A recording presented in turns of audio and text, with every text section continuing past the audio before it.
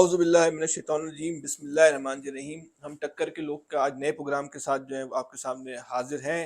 पिछली दफ़ा हमने गाड़ियों की चोरी पर छीने जाने पर प्रोग्राम किया था। उस प्रोग्राम की आप लोगों ने जिस तरह पज़ीराई की, उससे हमारे हौसले जो हैं वो बहुत बुलंद हुए। बहुत आप लोगों का शुक्रिया कि जिस तादाद में वो प्रोग्राम देखा गया, वो उसका डेटा यकीनन आपके सामने भी आ रहा होगा।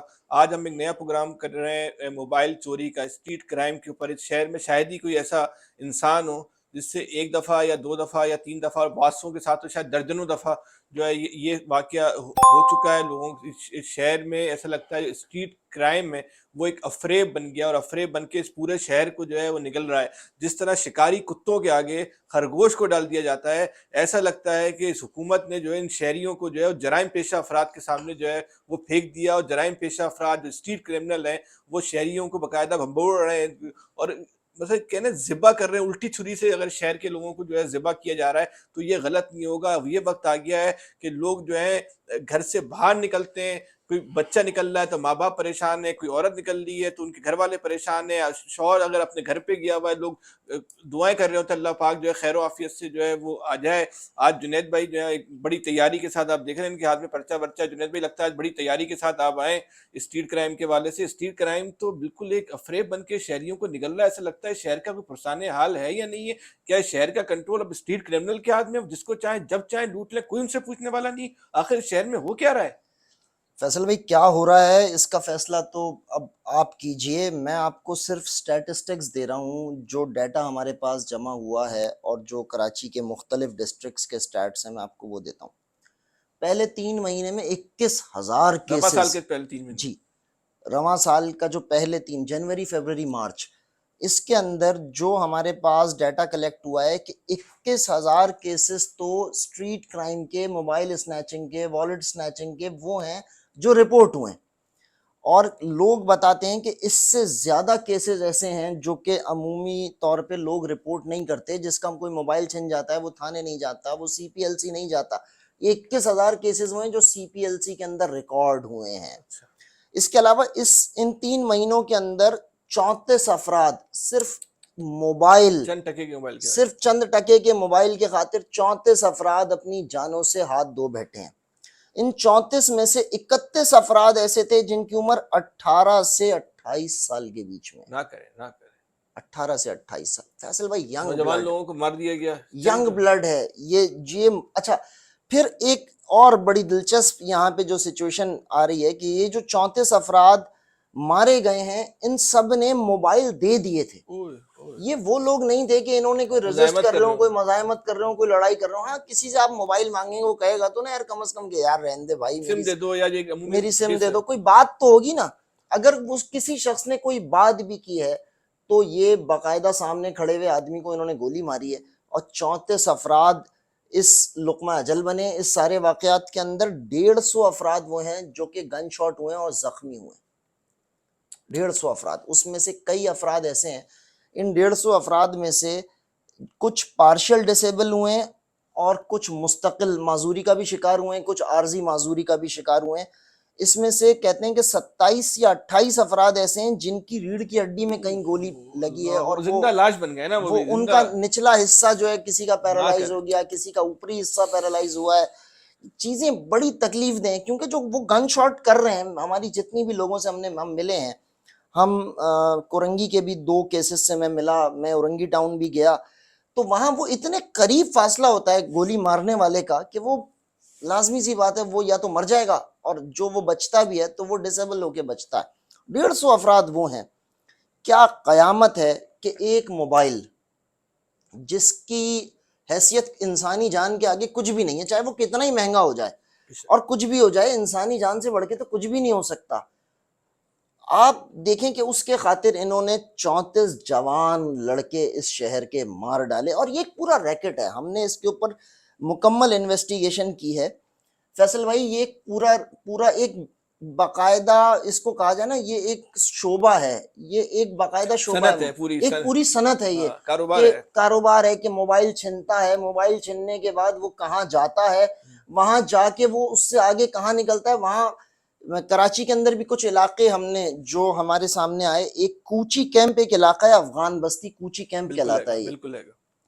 कूची कैंप के अंदर कुछ लोग हैं जो कि बाकायदा इस बिजनेस को रन करते हैं, और जितने भी मोबाइल इस शहर से छीने जाते हैं उसके अंदर वहां वो सब मोबाइल्स खरीदते हैं बाकायदा। ओके, कुछ यानी कि मिसाल के तौर पे गुलशन में किसी का मोबाइल छिना जी, तो वो कूची कैंप जाके वो बेच देगा। कूची कैंप जाके बेचेगा, या उसका जिस ठेकेदार से राब्ता होगा, बाकायदा ठेकों पे सिस्टम चल रहा है ओह, ये बाकायदा ठेकों पे चल रहा है कि वो मोबाइल वहां जाएगा, अगर कोई लाख रुपए का मोबाइल है वो वहां 20,000 रुपए का बिक जाता है। सही है। वो वो मोबाइल वहां बिकता है, उसके बाद वहां पे वो मोबाइल अलग अलग किए जाते हैं, वो मोबाइल अलग किए जाते हैं जो अगर पीटीए से बंद हो जाएं तो वो अनलॉक हो जाएंगे, और कुछ ऐसे होते हैं जिनकी सिक्योरिटी ज्यादा स्ट्रांग होती है। उनके अंदर कोई आईफोन, जो नए मॉडल के आईफोन है उनकी सिक्योरिटी बहुत स्ट्रांग है, उसकी आई क्लाउड जो है, उसकी जो आईडी है एप्पल आईडी, वो नहीं खुलती। लेकिन जो आईफोन एक्स तक के हैं वो रिफ्रेश हो जाते हैं और उनकी आईडी भी खुल जाती है। अच्छा, जी, तो ये सारा मोबाइल का नहीं जितना ये जो कमजोरी है वो आईफोन वालों की ज्यादा है या कूची कैंप वाले उनसे ज्यादा जो बासलाहियत हो गए? नहीं, मेरा ख्याल से देखिए तो कूची कैंप ये में जो लोग बैठे हुए हैं तो वो आईफोन के बड़े बड़े दिमाग से ज्यादा जो है वो नहीं, हर स्टीव एंड्रॉइड का जॉब्स को भी बात उन्होंने ये हरा है कि दिया। अच्छा फिर चीटिंग है ना। अब एंड्रॉइड अगर चिंता है तो उसकी आईएमईआई नंबर भी तब्दील हो जाता है। वो कूची कैसे? कैंप के अंदर सिस्टम बने हुए हैं बाकायदा, जो मुझे यहाँ पे लोगों ने रिपोर्ट दी, जो लोग अंदर गए और देख कर आए, उन्होंने कहा है बाकायदा अंदर सिस्टम बने हुए हैं, जो छोटे मोटे मोबाइल होते हैं उनके तो मुझे तो ऐसा आईएमईआई लग रहा है आप नंबर। किसी स्ट्रीट क्रिमिनल से मिल के आ रहे हो उन्होंने आप। कहा उन्होंने कहा मैं मिला हूं, मैं एक ऐसे क्रिमिनल से भी मिला हूं अच्छा, जो इस सारे मामले के अंदर सजा काट के अभी जेल से आया अच्छा है। दोबारा इसने काम शुरू नहीं किया? नहीं, उसने नहीं किया काम, उसने मुझे लेकिन सारी डिटेल जरूर दी कि वो अच्छा, क्या होता था, कैसे वो सारा सिस्टम चलता। उसने बताया कि वहां पे बाकायदा सिस्टम कंप्यूटर लैब बनी हुई है, और वो जो जिसके आईएमईआई नंबर चेंज हो सकता है वो कूची कैंप के अंदर ही वो चेंज होता है आईएमईआई नंबर। और जिन अच्छा, उसके बाद जब ये यहाँ फर्क हो जाता है तो उसके बाद ये मोबाइल जाते कहाँ हैं। कुछ ऐसे होते हैं जो अलग हो जाते हैं, कुछ नहीं होते अलग। तो ये मोबाइल यहाँ से जितना आईफोन है, सबसे पहले पहले तो ये आईफोन के ऊपर बात कर लें कि जितना आईफोन है ये सबसे पहले जाता है कोयटा, यहाँ से कोयटा से जाता है अफगानिस्तान। जितने आईफोन छीने जाते हैं, जो नए आईफोन, खासतौर पे आईफोन 11 12 13 14 जितने भी इस तरह के नए मॉडल्स हैं, उसके अंदर फाइंड माई आईफोन ऐप है। जब वो मोबाइल छिनता है तो जिसकी आई क्लाउड आईडी उस पर लगी होती है, वो फाइंड माई आईफोन ऐप के ऊपर जाता है और वो फाइंड माई आईफोन के ऊपर क्लिक करता है, तो उस पर लोकेशन आती है। आईफोन की जितनी लोकेशंस इस कराची में रिपोर्ट हो रही हैं उसमें 70% अफगानिस्तान अफगानिस्तान की है। की, अल्लाह अकबर अल्लाह। अच्छा, अब वो पीटीए अगर लॉक करता है तो पीटीए तो पाकिस्तान टेली कम्युनिकेशन अथॉरिटी है, वो पाकिस्तान की बाउंड्रीज में लॉक करेगा ना उस फोन को, वो अफगानिस्तान में थोड़ी लॉक करेगा। लेकिन छिनने के फौरन बाद क्यों नहीं लॉक कर देता? भाई उसने लॉक कर दिया उस फोन को, वो फोन यहाँ लॉक होगा, अफगानिस्तान जाके अफगानिस्तान की अल्तुराया की कोई सिम डालेंगे, अफगान किसी लाइन की सिम डालेंगे, वो चलेगा? ओ ओ ओ भाई जोंग नहीं चलेगी, यूफोन जो पाकिस्तान के अंदर सेलुलर नेटवर्क है आपके, वो नहीं चलेंगे। वो नहीं चलेंगे, लेकिन अफगानिस्तान की सिम चलती है उसके अंदर। इसी तरह अगर आप देखें तो जो यूके वगैरह से फोन छीने जाते हैं, या वहां से जो वहां पे भी जाहिर सी बात है फोन तो हर जगह, जब वहां का चोरी हुआ फोन या काले वहां जो ब्लैक मैन है सारा, वो बड़ा क्राइम के अंदर इन्वॉल्व है, जब वहां पर भी कुछ होता है वो फोन पाकिस्तान आके चल जाता है, उसकी आप पीटीए ड्यूटी पे करते हैं, वो आपके पास लीगल हो जाता है। सही। ये बिल्कुल ऐसा ही सिस्टम अफगानिस्तान के अंदर चल रहा है कि यहाँ से फोन छिनता है और वो अफगानिस्तान जाता है, जिसकी आईडी खुल जाती है एप्पल का वो वहां बिकता है, और अफगानिस्तान के अंदर जो सिचुएशन है जाहिर सी बात है वहां डॉलर के अंदर पेमेंट होती है, वहां बिकता है वो। अच्छा, और फिर ऐसा होता है, कुछ ऐसा होता है जो कि वहां नहीं बिक पाता, उसकी आईडी नहीं खुल पाती, वो वापस चमन बॉर्डर के थ्रू कोयटा आता है। कोयटा में एक मार्केट है, उसका नाम है लियाकत मार्केट, वहां तोल के बिकते हैं ये आईफोन और ये एंड्रॉइड जितने हैं। वो क्यों? भाई इस वक्त जितने टेलीफोन है, अगर कोई आईफोन 1 लाख रुपए का है तो उसका जो पैनल होता है, जो एलईडी होती है, वो 60,000 रुपए की होती है, वो 65,000 रुपए की होती है, वो तोल के बिकते हैं आईफोन जो होते अच्छा, हैं। आईफोन के कौन कौन से इक्विपमेंट बिकते हैं? जो सबसे महंगा इसका इक्विपमेंट है आईफोन का, जब ये खुलकर बिकता है आके लियाकत मार्केट में ये बिक जाता है, उसके बाद फिर ये वापस कराची आता है, इसी मार्केट के अंदर आता है, और इसी मार्केट में आके ये फोन खुलता है, और खुल के ये मुख्तलिफ बाजारों के अंदर पैनल बिक रहा होता है। अब कहीं पैनल 70,000 रुपए का है, वो पैनल उसे 30,000 रुपए का बेच देता है, वो दुकान भी खरीद लेता है। वो पैनल जो जिसको लगा रहा है वो चोरी का सेट तो नहीं लगा रहा उसको, वो चोरी फोन कब हुआ था कब नहीं हुआ था ना उस दुकानदार को पता होता है। वो सही है। पैनल खुल गया, वो पैनल उसके पास आ गया, उसने वो पैनल फिट कर दिया, लाख रुपए के फोन के अंदर 65,000 रुपए का, 70,000 रुपए का, 60,000 रुपए का सिर्फ पैनल होता है। उसके अलावा आईफोन का तो हर पार्ट बड़ा कीमती है। आईफोन की जो चार्जिंग जैक है वो भी 4-4, 5-5 हजार रुपए का बिक रहा होता है। आईफोन के अंदर इसी तरह जो आईफोन का अपनी केसिंग होती है, बाज दफा आईफोन की केसिंग खराब हो जाती है तो लोग उसको चेंज करते हैं यहाँ लाके, बिल्कुल बिल्कुल। तो आईफोन रीफर्निश कहते हैं उसे। अच्छा, एक और चीज मैंने आईफोन के हवाले से और नए फोन्स के हवाले से एक और डाटा मैं बड़ा आपके सामने रखूं कि एक नई इस्तिलाह कोयटा से चली है, ये भी अफगानिस्तान बॉर्डर से एक नई इस्तिलाह चली है, नॉन कस्टम पेड मोबाइल। अच्छा, नॉन कस्टम पेड कोई मोबाइल नहीं होता, गाड़ियां सुनी थी, ये तो गाड़ियां होती है, मोबाइल तो कभी नॉन कस्टम पेड नहीं होता। और फेसबुक के ऊपर अगर मैं आप लोगों को अभी ये चीजें प्रोवाइड कर देता हूं, अगर आप लोग स्क्रीन पे भी उन्हें दिखा सकें, मैं आपको वो व्हाट्सएप ग्रुप बताता हूं जो कि बाकायदा चोरी के मोबाइल, वो व्हाट्सएप ग्रुप बने हुए हैं कि चोरी के मोबाइल जब अफगानिस्तान से वापस कोयटा आते हैं और लियाकत मार्केट के अंदर आते हैं तो वहां से वो बाकायदा व्हाट्सएप पे मार्केटिंग होती है उसकी, और वो उसके ऊपर लिखते हैं PTA approved non custom paid. नहीं करें यार। जी, मैं आपको वो व्हाट्सएप ग्रुप भी आप लोगों को अभी स्क्रीन के ऊपर हमारे जो वीडियो सेक्शन के लोग हैं वो इंशाल्लाह शेयर करेंगे, तो वो नाजरीन को भी और मैं आपको भी उसका लिंक व्हाट्सएप कर दूंगा, आप भी उसका पार्ट बन जाइए। मैंने तो इस सारी में आप तो शामिल नहीं है। मैंने इस इन्वेस्टिगेशन के लिए कल उस लिंक को ज्वाइन किया, ना करें। मैंने किया ज्वाइन, और मैंने उस लिंक को ना सिर्फ ज्वाइन किया, मैंने उसके अंदर आपकी आंखें खुल जाएंगी, चोरी हुए हुए लैपटॉप्स, अच्छा जी, चोरी हुए हुए आईफोन, नए ओप्पो के फोन, नए सैमसंग के फोन, और इतनी कम मालियत के अंदर, इतनी कम मालियत के अंदर कि वो अभी अगर आप लोग, आप हंसेंगे, 3 लाख रुपए का फोन 50,000 70,000 रुपए के अंदर मिल रहा होता है, और वो उसे कहते हैं कि जी PTA approved non custom paid. अब आप सोचिए, PTA approved non custom paid, ऐसा कोई मोबाइल ही नहीं होता। यानी कि वो यहीं कराची से छिनता है, जाता अफगानिस्तान है, वापस आता है, आने के बाद हमको बिकता है। अच्छा, वो शुरू में चल रहा होता है, वो उसका कोई सॉफ्टवेयर डाल के, उसकी कोई एप्लीकेशंस डाल के उसको ऑथेंटिकेशन उसकी राइट करके देते हैं, वो यहाँ कुछ दिन चलता है और उसके बाद वो बंद हो जाता है। जब वो बंद हो जाता है तो जो चलाने वाला है, जिसने खरीदा होता है, वो उसके पार्ट्स भेज देता है। ये प्रॉपर रैकेट है उनसे लोग, अच्छा आम आदमी नहीं खरीद रहा वो नॉन कस्टम पेड जो मोबाइल है, जिसे PTA approved non custom paid, एक नई टेक्नोलॉजी है ये, मतलब एक नई टर्मिनोलॉजी है, टेक्नोलॉजी नहीं, एक नई टर्मिनोलॉजी है। ये आम आदमी नहीं खरीद रहा, ये कौन खरीद रहा है? ये बड़े बड़े खेपी है जो लोग खरीद रहे हैं, भाई 100 पीस दे दो। अब उन्होंने 100 पीस ले लिए 40,000 रुपए के हिसाब से आईफोन 14 के। अब आप सोचे, एक पीस का जो एलईडी है, अगर वो सिर्फ वही खोल के बेचें तो लाख रुपए की है। एक पूरा निजाम है, एक पूरी इंडस्ट्री है। एंड्रॉइड में क्या सूरत हाल है? एंड्रॉइड ज्यादा आसान है, एंड्रॉइड की सिक्योरिटी जो है वो बहुत, जब वो छिनता है तो उसके बाद ये कैफियत होती है कि उसका यहीं पे पाकिस्तान के अंदर ही कुछ लोग ऐसे बैठे हुए हैं जो कि, कुछ तो ऐसे हैं जो कि IMEI नंबर चेंज कर देते हैं। अच्छा, जो नए एंड्रॉइड्स हैं उनकी सिक्योरिटी स्ट्रांग है, जो उनके भी पैनल्स बहुत महंगे हैं, उनके पार्ट्स बहुत महंगे हैं। अच्छा, और एंड्रॉइड जो बिकता है वो 2-3 तरीकों से बिक रहा है। ये एक और भी रैकेट है जो एंड्रॉइड बेचता है, और उसकी बड़ी जबरदस्त, मैं आपको बताऊं, वो छोटे छोटे इलाकों में काम करता है। यूसुफ गोट में काम करेगा, खमीसा गोट में काम करेगा, कटी पहाड़ी पे काम करेगा, जो गोटों के इलाके हैं, तैयब गोट में काम करेगा, पहलवान गोट में। वहाँ छोटे बच्चे होते हैं, गरीब घर के बच्चे हैं, लोअर मिडिल क्लास के जो बच्चे होते हैं, वो वहाँ उनको वो फोन देख रहे होते हैं कि भाई उसके हाथ में आईफोन 14 है, या आईफोन उसके पास 12 आ रहा है, आया हुआ है, या कोई आईफोन XS आया हुआ है। उन्हें पता है, अच्छा आजकल हर आदमी को पता है कि किस फोन की क्या मालियत है। वो 3 लाख रुपए का फोन वो किसी बच्चे को या किसी घर वालों को वहां दे रहा होता है, यार ये ले लो मुझसे लाख रुपए का या 70,000 रुपए का। वो समझता है कि उसने तो कोई बहुत बड़ा तीर मार लिया, इससे ले लिया। वो डकैत होता है, वो कहीं से छीन के लाया होता है, या कहीं से वो टेम्परिंग करा के उस फोन का लाया होता है, वो बेच देता है। वो 60-70 हजार रुपए भी बिल्कुल अंधे कुएं में चले जाते हैं। वो 1.5 महीने बाद, 2 महीने बाद उसका सॉफ्टवेयर जो है वो कोई जहां से उन्होंने कुछ डाला होता है वो खत्म हो जाता है, और उसके बाद वो फोन बंद हो जाता है।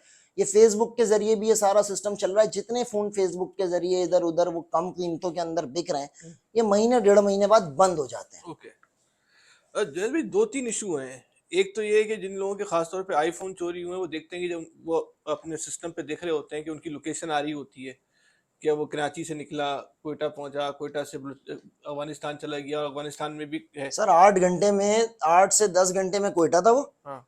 और अगले दिन within 24 hours sir Syed थाने की हदूद में भी एक लड़के का मोबाइल छिना। तो अगले दिन जब उसकी लोकेशन विद इन 24 आवर्स जो था, वो 24 घंटे शायद लगे या 25 घंटे, वो अफगानिस्तान की लोकेशन दे रहा था।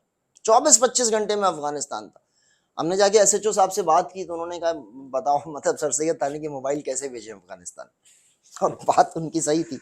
अच्छा, दूसरी एक अहम बात जुनेद भाई ये है कि जो कराची में सिर्फ इलेक्ट्रॉनिक्स मार्केट को ले लें, या ये जो नॉर्थ में मार्केट है ना, क्या नाम है, यूपी के ऊपर जो मार्केट एक है यूपी पे मोबाइल, नॉर्थ सरीना सरीना सरीना मार्केट, या आपके मिलेनियम माल की मार्केट, या कुरंगी की मार्केट, ये जो एंड्रॉयड फोन है, ये चोरी की सबसे दुकानदार खरीद रहा है ना, तो यहाँ पे छिने जा रहे हैं। अगर इस पाबंदी लग जाए कि 2 नंबर मोबाइल के सेकंड हैंड मोबाइल जो है वो फरोख्त नहीं होंगे, तो क्या इससे चोरी पे कमी आ सकती है?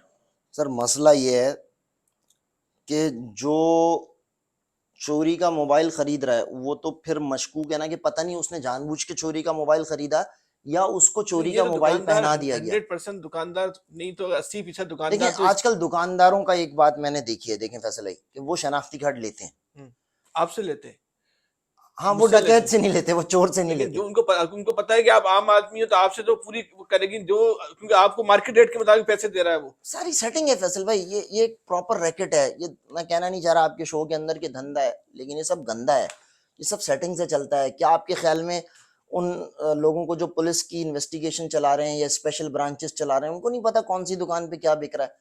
उनको सब पता होता है। अच्छा, एक और बात, कराची में तो इतना नहीं, पूरे पाकिस्तान में ये नॉन कस्टम, ये नॉन पीटीए, ये अप्रूव जो फोन है वो तो ओपनली चल रहे हैं, उसपे सिम नहीं लगाते, लेकिन इंटरनेट तो लोग बिल्कुल इस्तेमाल बिल्कुल, है। आप सिर्फ सिम मैं ब्लॉक तो उसमें कर सकते किसी हैं को ना। लिया बोल रहा है, क्यों ले रहे हो इतना महंगा, सिम नहीं लगाना, हाँ, और सिर्फ साथ में एक वाईफाई की डिवाइस जेब में रख लें। हाँ, और व्हाट्सएप उससे चल रहा है, आपका नेट चल रहा है, फेसबुक चल रहा है, ट्विटर चल रहा है, सारे इंटरनेट मुकम्मल चल रहा है, तो इसको तो कोई रोकने वाला ही नहीं है। फैसल भाई, और वो तो बकायदा आपकी जो कौमी अखबारात हैं उसमें बकायदा इश्तिहार दे रहे हैं, जी ऐसा भी बिल्कुल, नहीं छुप के, फेसबुक पे उनके पेजेस बने हुए हैं। OLX के ऊपर बाकायदा हाँ, इश्तिहार चलता है, OLX पे इश्तिहार चल रहे हैं। नॉन पीटीए, हाँ, नॉन पीटीए। नॉन पीटीए मतलब अब आप कैसे वेरीफाई करेंगे कि ये सिर्फ नॉन पीटीए या छीना हुआ नहीं है? आपके पास इसका तो कोई तरीकाकार नहीं है, कोई मशीन नहीं है ना कि उस फोन को आप रख के हाँ, देखेंगे यार ये छिना हुआ तो नहीं है कहीं पे। अब वो कहाँ से छिना है, वो क्या होगा, वो अगर वो छिना CPLC ने बंद किया तो अब उसमें सिम नहीं लग सकती, वाईफाई पे तो चलेगा ना वो, और वो काम पूरे कर रहा है फोन आपका। वो 5 लाख रुपए वाला फोन, 4 लाख रुपए वाला फोन 50,000, 70,000, 80,000 रुपए में आदमी लेके काम उससे पूरे कर रहा है। तो ये एक पूरा रैकेट है, इसके अंदर हल क्या है? हल से हल पहले आपके और इंफॉर्मेशन है। बिल्कुल, आप देखें ना हल क्या है, हल के ऊपर तो बाद में जाएंगे, पहले तो ये कानून नाफिज करने वाले इदारे बताएं कि 34 अफराद जो कि जान से गए, 150 अफराद इंजर्ड हुए, इसकी जिम्मेदारी कौन लेगा? अच्छा, आपकी बात पे मैं अगली बात करूंगी, आपने बड़ी अहम नुक्ता उठाया। एक पुलिस वाला मर रहा है, उसको हुकूमत 1 करोड़ रुपए देती है, हम ये कहते हैं उसको आप 10 करोड़ रुपए दो, बिल्कुल दें, लेकिन जो महकमा पुलिस की नाअहली गफलत की वजह से जो मासूम लोग मर रहे हैं, वो पुलिस के फंड में से निकाल के पैसे दो है, उनको, उनको तो आप चारा नहीं देते हो, नहीं देते, है। नहीं उनके देते। घर में अभी जो कल एक वीडियो बच्चियों की देखी मैं उसी की बात कर रहा हूँ। मोहम्मद हसीब साहब, पिज्जा पॉइंट के मुलाजिम, 2 महीने से तनख्वाह नहीं मिली थी उस आदमी को। पिज्जा हट तो उन्होंने तनख्वाह नहीं दे रहे, बंद हो गया, अभी जी, कैफियत है बेचारा। ये वो तो खुद बेचारे पिज्जा पॉइंट वाले, पिज्जा पॉइंट में पिज्जा पॉइंट वाले 2 महीने से तनख्वाह नहीं मिली थी। कोरंगी 51B के रिहायशी, उन बच्चियों की तस्वीर आई, मैं 3 रोते बेटियां 1 बेटा, मतलब, और वो जिस तरह रोते हुए उन बच्चियों ने बोला है कि हमारे बाबा ने तो मोबाइल भी दे दिया था आपको, पैसे भी दे दिए थे, आपने फिर भी मार दिया। जुल्म तो देखें, ये कौन सी नस्ल कशी की जा रही है, ये हो क्या रहा है? मतलब मोबाइल भी लेंगे, मारेंगे भी। स्ट्रीट क्राइम का ये आलम है। एक केस मैं आपको बता रहा हूँ, वो शायद रिपोर्ट नहीं हुआ इलेक्ट्रॉनिक मीडिया और प्रिंट मीडिया के ऊपर। कोई अंगारा रेस्टोरेंट है यहाँ, अंगारा रेस्टोरेंट के ऊपर क्रिमिनल्स आए, उन्होंने पूरा रेस्टोरेंट लूटा, और पता है क्या कह के लोगों को भी मारा है, और काउंटर पे लोगों को मारा कि हम भूखे मर रहे हैं, तुम यहाँ इतने महंगे महंगे खाने खा रहे हो। ये जो चीज है ना, ये एक नई स्टेज की तरफ लेके जा रहे हैं आप माशरे को, कि जहां कोई कानून नहीं होगा, जहां कोई एक ऐसी अनारकी फैल जाएगी। अब नतीजा क्या हो रहा है, लोगों ने गाड़ी के अंदर, वैसे भी अब वो सबसे ज्यादा जो रश पड़ा हुआ है ना आजकल कराची के अंदर, वो सदर आप चले जाएं तो असला डीलर्स की दुकानों के ऊपर है।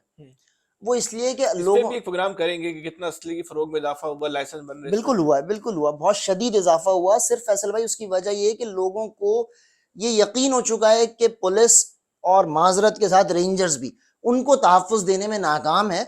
उनको अपना तहफ़्फ़ुज़ खुद करना है, बैरियर वो अपनी गली में लगा नहीं सकते, रेंजर्स वाले उखाड़ के ले जाते हैं। पुलिस वाले वो बाहर खड़े होते हैं, पुलिस उनको तो तंग करती है, वो चोर डकैत को रोक के वो उसकी पिकेट उस नहीं रोकती कभी भी कि भाई इधर आके रुको, तुम्हारे पास से ये निकला या वो निकला। पुलिस नाकाम है स्ट्रीट क्राइम को रोकने में। भाई ये 34 अफराद, ये जो 34 अफराद मरे, ये इसका इनका खून हम किसके हाथ पे तलाश करें? किस कौन कौन कोई तो लेना जिम्मेदारी इस शहर की। वजीर आला साहब के पास पिछले कई साल से वजारत दाखिला का भी कलमदान है, वो छोड़ते नहीं है। वो छोड़ते नहीं है। बात ये कि जिम्मेदारी कौन लेगा? कोई तो ले जैसे जिम्मेदारी। आपने हुक्मरान बनाए तो आपको खुद ही लेनी होगी। इस कौम अपने गुनाहों की खुद सजा भुगत रही है। कल रात को फूट पांडा वाले को मारा इन्होंने जौहर मोड़ के ऊपर, उससे एक दिन पहले लियारी में मारा। आप सोचें, पहले तो कोई जो चोर आता था, कोई डकैत होता था, कोई गरीब आदमी की जो हुलिये से पांडा वाले का मतलब ये कि गरीब से भी गरीब मरा हुआ आदमी, मरा हुआ आदमी होगा, तो जो 100-200 रुपए रोज के ऊपर जो है काम कर रहा है जो यार। काम कर रहा है, एक कमबख्त उसे भी मार के चले जाते हैं। अच्छा, नतीजा क्या हुआ? जब इतनी अनारकी फैलने लगी तो अब आप देखें रोजाना एक ना एक ऐसा केस भी रिपोर्ट हो रहा है कि बंदे ने गाड़ी से पिस्टल निकाला और ठोक दिया। ये भी अनारकी का ही ये अनारकी है, ये अनारकी है कि लोगों का लोगों ने भरोसा सड़कों पे अदालतें लगा के खुद फैसले कर, खुद उनको पता फैसले है। करने शुरू कर दिए। अच्छा, जब खुद फैसले करने शुरू हुए, कुछ लोग मरे। मैं इस नतीजे पे पहुंचा हूं, ये जो 34 लोग मरे, ये डकैतों ने भी एक किया कि हम भी मारेंगे। नहीं करे बॉस, क्या डकैतों की भी तंजीम है, ये एसोसिएशन है? तंजीम हो ना हो, लेकिन एक दूसरे से बहुत कनेक्टेड है। क्योंकि ज्यादातर डकैत तो वो है ना जो जेल में जिनके ग्रुप बने। ये बिल्कुल, जेल जाते हैं और अंदर एक पूरी यूनिवर्सिटी है जो जेल है। इस पे कभी फैसल भाई कोई प्रोग्राम करें, मैं आपको जेल से इसको इंशाल्लाह प्रोग्राम करेंगे कि जेल खुद एक यूनिवर्सिटी है। आप जेब काटने के इल्जाम में जाएं और आप अंदर से बाबू डकैत बन के निकलें। सर एक और भी है, ये जो स्ट्रीट क्राइम है ना, ये जो कानून नाफिज करने वालों के लिए इसको रोकना इसलिए जरूरी है कि स्ट्रीट क्राइम दहशतगर्दी की पहली तरबियत गाह है। बिल्कुल पहली तरबियत का। यहाँ ही से आदमी जो है फिर वो दहशतगर्द बनना जो है वो सीखता अरे है। सिर्फ स्ट्रीट क्राइम थोड़ी है, बंदा फेंक रहे हैं, बंदा मार रहे हैं, इंसानी जान एक मोबाइल के लिए मार दिए। 3 महीने में 34 खानदान यतीम कर दिए, 34 घराने यतीम कर दिए कमबख्तों ने, 150 घराने माजूर कर दिए कमबख्तों ने। कौन लेगा हिसाब? अभी किसी मुख्तदिर इदारे के ऊपर आप तनकीद कर दें तो मतलब हमारा अपना हिसाब हो जाएगा, लेकिन खुदा के लिए कब तक आप चुप रखेंगे? कब तक किसी को खामोश कराएंगे कि भाई इन 34 अफराद का, इन 150 अफराद का कोई हिसाब दे दो। ये करोड़ों रुपए के मोबाइल छिन गए, ये हलाल के पैसे थे, हम सुबह निकलते हैं, रात तक मजदूरी करते हैं, मेहनत करते हैं, उसके बाद ये एक मोबाइल खरीदते हैं। वो कमबख्त आते हैं, एक पिस्तौल दिखाते हैं और ले जाते हैं। ये भी कहोगे भाई छोड़ दो, तो सीधा फायर मारते हैं। कोई तो ओन करे, हमारी कोई जिम्मेदारी ले ले, खुदा के लिए ले ले हमारी कोई जिम्मेदारी। सेफ्टी सिक्योरिटी से बड़ी कोई चीज नहीं होती।